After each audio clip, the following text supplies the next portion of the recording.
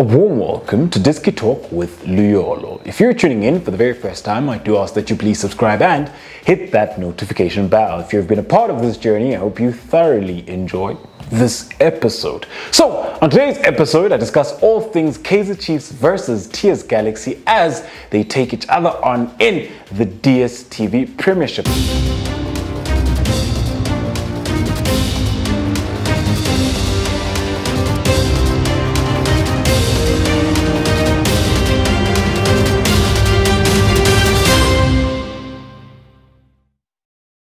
So, on today's episode then, we are going to have a pre-match analysis of Kaizer Chiefs versus TS Galaxy. So, coming up into this encounter then, the last time out, Kaizer Chiefs did win 3-1 away from home against Chippa United. And then TS Galaxy did lose 4-1 against Royal AM. So it's going to be very important then that TS Galaxy do look then to at least pick up a point coming up into this encounter, as they also do then find themselves battling within the relegation zone. With Kaizer Chiefs then, we do know that they're trying then to finish in that second position that will ensure that they play CAF Champions League football next season. However, the last time out that these two teams did play, it was then in the Nedbank Cup, where then TS Galaxy won that encounter. And Kaizer Chiefs on the day were very, very lethargic and they just didn't show up. However, coming up into this encounter then,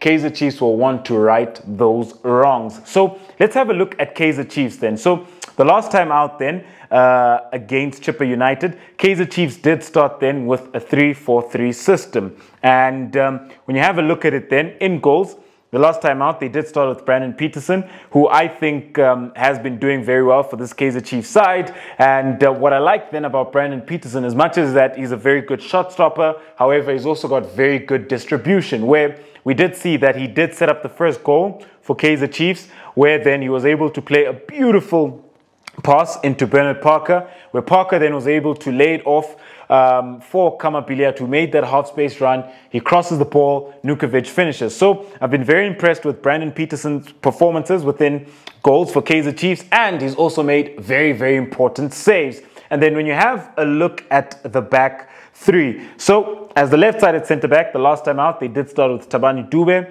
they did start with Ramahlwe Mphahlele, and then the right-sided centre-back, they did start with Ungezane. However, we did see Cardoso coming on, so going into this encounter, I wouldn't be surprised then to see a back three of Thabani Dube, Cardoso, and then Ngezane as the right-sided centre-back. So it is, of course, subject to change, where then maybe the coach does look to freshen up the team or have certain personalities coming into the team. However, I do think then Brandon Peterson in goals, Thabani Dube, Cardoso, and then Ngezane as the right-sided centre-back, who I think was very solid against Chippa United. And then when we move on then, within the heart of midfield, this is where it becomes very interesting, because the last time out we did see Kieran Bacchus had a very, very good performance. However, we did see the return of Cole Alexander, where he came off the bench and he even scored a goal. So we could see then the return of Cole Alexander into the heart of midfield alongside Nange, because then we also saw Bacchus also being pulled off, you know, as he did pick up a knock. However, because I am recording this episode a couple of days in advance, I record then with little knowledge with regards to what happened to him. So by the time this episode does come out, maybe you would have recovered, maybe you would have a report from the team. So it's going to be very interesting to see how then he goes about within the heart of midfield. And with Cole coming back, maybe you could see then a structural change and a formation change as well, because Kamabiliat will also miss this encounter as well, because he did pick up then a yellow card against Chippa United, which saw then the accumulation, which then leads to that suspension. So it's going to be very interesting then to see how he goes about the midfield. But I would like to think that if Bacchus is fit and that knock was not too severe, then I do think that Bacchus and Nange should retain their positions within the heart of midfield. especially considering then how Bacchus was able then to control the game for this Kaizer Chiefs side the last time out. And when you have a look at Kieran Bacchus, then what he did very well within that game against Chippa United is that he was able to put his foot on the ball, at times slow the tempo down for this Kaizer Chiefs side. He was able to progress the ball and play those penetrative passes which break the lines as well. A player then who's very comfortable on the ball. He offers Kaizer Chiefs that control, that verticality and ball progression within the heart of midfield. And that's what Kieran Bacchus offers for this Kaizer Chiefs side. And I do think that whenever he has played for Kaizer Chiefs, he's actually been very, very good, and he's been a key player as well. So I do foresee Nange in there as well. However, like I did mention, Cole Alexander did make a return. So with regards to that, there's a lot of possibilities with regards to how they might shape up within the heart of midfield. But I do see Bacchus and Nange as well. And then as the left wing back, you will have Reeve Frosler. And on the right-hand side, you will have Njabulo Blom. So when you have a look at these two wing backs, they become very key then in staying high and wide and offering Kaizer Chiefs that width. And then when you have a look at Blom the last time out, I thought he was very solid and he had a very, very good performance. And he even capped it off then with an assist where he gets that ball, he cuts back onto his left foot, and then he plays that beautiful cross. Cole Alexander finishes off very well. So Reeve Frosler on the left-hand side, Njabulo Blom on the right-hand side to offer that width and to then look to stretch that defense and also pin that back four back. And then when you have a look at the three up front. So I did mention that Billiat won't be available for this game through suspension. So then becomes very interesting. So I do see then Nukovic, Parker, and then Keagan Dolly as well. So that's the front three that I foresee Stuart Baxter going with. However, there are other players then who could always come into the fray, because then we do know that Kaizer Chiefs have quite a few options in Sikhota, in Kosimpile Ngobo, there's Dubisani Zuma as well. Yes, those are players who haven't really gotten minutes, but those are players then who can always add value and add quality then to this Kaizer Chiefs side. So, but that is the front three that I see with Nukovic, who did manage to score the last time out and actually should have had a hat-trick on the day because he missed the sitter, and then the other one was adjudged to be a foul on the goalkeeper, but he did not have any contact with the goalkeeper. So I do think then that he should have had at least a hat-trick in that game. So hopefully then he is finding his confidence again, and hopefully then he will start then to score goals for this Kaizer Chiefs side.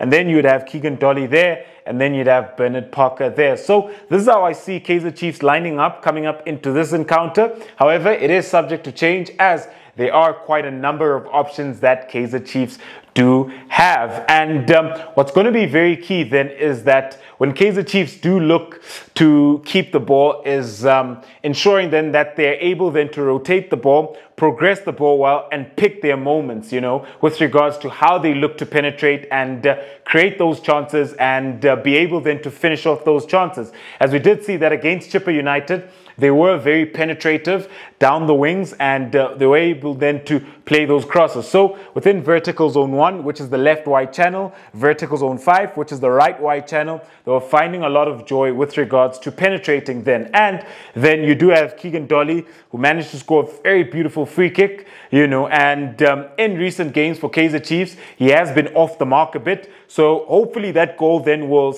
inspire that confidence again, and see then that Keagan Dolly often then occupies the playmaker role for this Kaizer Chiefs side, where then he does look to occupy the right sided half space, where then he looks to offer that positional and qualitative superiority with regards to receiving in between the lines and operating on the right hand side. And he does then enjoy quite a rotational relationship then with Njabulo Blom, because sometimes you will have Keagan Dolly going wide and then Blom would invert at times, you know. So you do see them then sort of interchanging and rotating at times on the right-hand side. But most of the times it would be Dolly in there and then Blom there as well. So when you have a look at Kaizer Chiefs, that is what they will be looking to do. That's how they will be looking to line up. However, let's then have a look at TS Galaxy, because then when you do have a look at this TS Galaxy side, they do find themselves in, they do find themselves in a very, very difficult situation, you know, because they are battling relegation. So it's going to be very important then that they at least pick up a point in this game. And especially considering then that they lost 4-1 against Royal AM the last time out. And the last time they played against Kaizer Chiefs, they were able to win the game. So that then could bode very well for them. You know, they could look to tap into that energy and that performance then that they were able then to display against Kaizer Chiefs the last time out. So when you have a look at TS Galaxy then, the last time out in goals, Buthelezi did start. However, we do know then that there is Van der Linde as well, who could start in goals. And then when you have a look at the back four, you've got Max Munyai at right back. So with Max Munyai, this is then a fullback then who does tend to offer that width on the right-hand side. Whenever then you do have Mungai looking to drift in, then you would have Max Munyai offering the width on the right-hand side.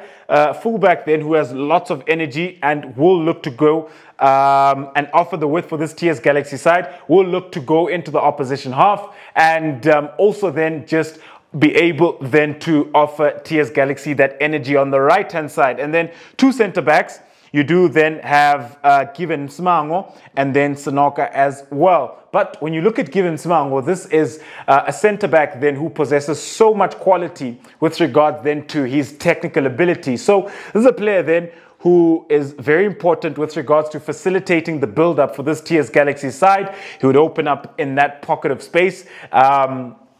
Deep on the right-hand side, he would get the ball and he's looking then to progress the ball. What I love about him then is that he can always then look to play sort of, if he's in that pocket of space, he's always then able to play those diagonal balls, and he's got a phenomenal range of passing on him as well. You've got Sanoka then, who is the more physically imposing and the one then who works very hard and does tend then to offer cover for this TS Galaxy side in relation to his partner Keagan Smango. And then as the left back, you've got Ibrahim Sidat. So when you have a look at Sidat, this is a player then who's got so much quality with regards to his educated left foot, and he does then look to offer that width from time to time, and a player then who does enjoy to play those deep crosses into the box for this TS Galaxy side. So then you would have Ibrahim Sidat, and then you would have then you'd have Max Munyai there. And then when we go into the heart of midfield, in the heart of midfield, you do have Obas, who is very solid for this TS Galaxy side, and a player then who's very comfortable on the ball, very key then in progressing the ball for this TS Galaxy side from deep pockets of space with regards then to ensuring that he can get the ball off his centre-backs and look then to progress play. Also very important when it comes to breaking down play as well. And then you've got Unduli, and then you've got Ethan Brooks. Players then who become very key with regards to how TS Galaxy are looking to impose themselves from a ball possession perspective, because they are a side then that look to impose themselves. They are a side then that look to keep the ball for long spells, as they do play then with the 4-5-1. So they do pack the midfield with three midfielders, and they do look to rotate that ball. And then as the right wing, you've got Mungai. So at times he does look to drift in, a player then who's very tricky, and he's got speed as well. So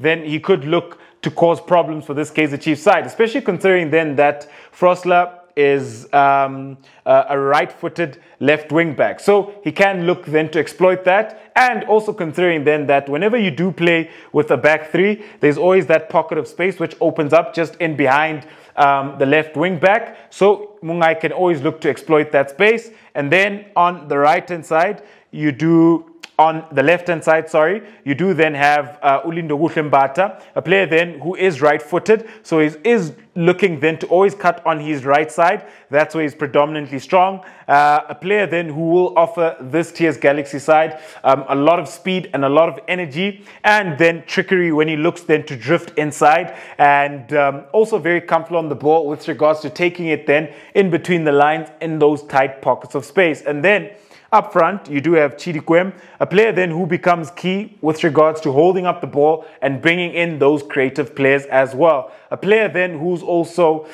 physically imposing and will look then to occupy Kaizer Chiefs' box and look then to occupy this back line. So when you have a look at it then, when you have a look at the overall scope of the game, you do have TS Galaxy who will keep the ball for large periods of the game, and I think they will be a lot more in control with regards to how they're looking to impose themselves. However, Kaizer Chiefs then do have the confidence, and with the inclusion of Bacchus within the heart of midfield, Kaizer Chiefs do look to have a bit more control. So I do foresee then Kaizer Chiefs, if Bacchus starts, they will be able to keep the ball a lot better than they did the last time out against TS Galaxy, and they could look then to impose themselves, especially when you have Bacchus. However, the overall scope is TS Galaxy keeping the lion's share of possession. Kaizer Chiefs then looking then to transition offensively and hit this TS Galaxy side on the counter-attack whenever they do find themselves deep in their own half. However, when they do have the ball and they're in the opposition half of TS Galaxy, they will be looking then to penetrate through the wide areas, at times penetrate centrally, create those chances, penetrate into the final third, get the ball into the box and finish off those chances as well. So, ladies and gentlemen, do let me know, what do you make of this encounter where Kaizer Chiefs do take on TS Galaxy? Kaizer Chiefs need the points because they're trying to finish second, where then they can play CAF Champions League next season. And then with TS Galaxy, they need the points because they're trying then to get out of the relegation zone. So it is Kaizer Chiefs versus TS Galaxy in the DStv Premiership. Babi Zebonke signing out.